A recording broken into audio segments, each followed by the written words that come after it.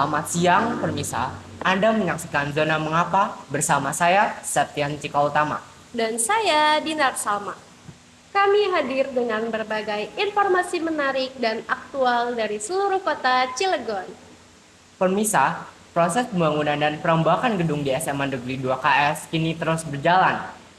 Pihak sekolah melakukan perbaikan dan penambahan bangunan sekolah secara bertahap agar kegiatan belajar mengajar tetap berjalan langsung dengan lancar.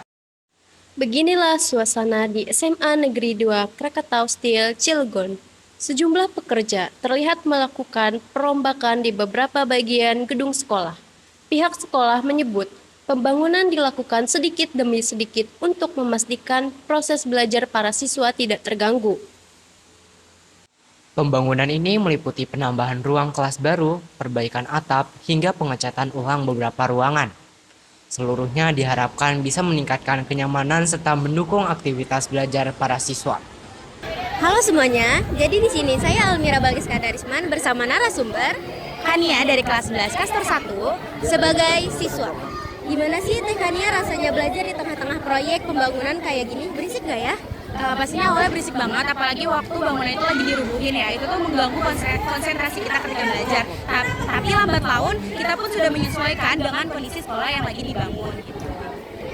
Menurut Teh Kania, perubahan sekolah ini bikin semangat belajar jadi beda nggak? Pastinya iya, karena dengan adanya pembaruan di renovasi infrastruktur sekolah ini nih membangun kenyamanan dalam kita belajar. Jadi kita juga bisa lebih fokus di tempat yang lebih nyaman.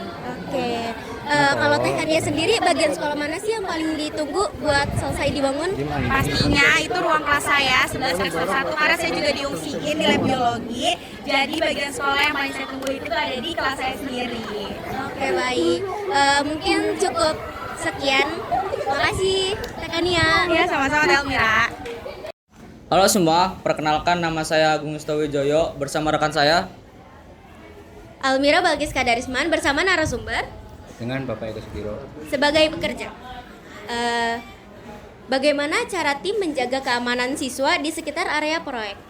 mungkin dengan memberikan garis tali pagar atau pembatas jalan biar anak lebih mengerti dengan keadaan proyek karena sangat membahayakan bagi siswa-siswa. Apakah menurut Bapak proses pembangunan dilakukan di luar jam sekolah atau bersamaan dengan kegiatan belajar? Pekerjaan dilaksanakan dengan jam sekolah dan juga selesai sekolah. Kapan perkiraan seluruh bangunan bisa benar-benar selesai digunakan? Kurang lebih akhir tahun. Oke.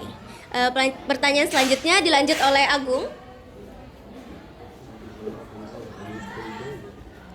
apa tantangan paling besar selama bekerja di lingkungan sekolah seperti ini?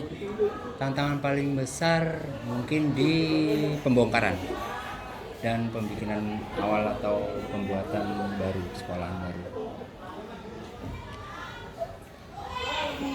Sudah berapa lama proyek ini berjalan, Pak? Sudah 2 bulan, kurang lebih 2 bulan. Oke, mungkin cukup sekian.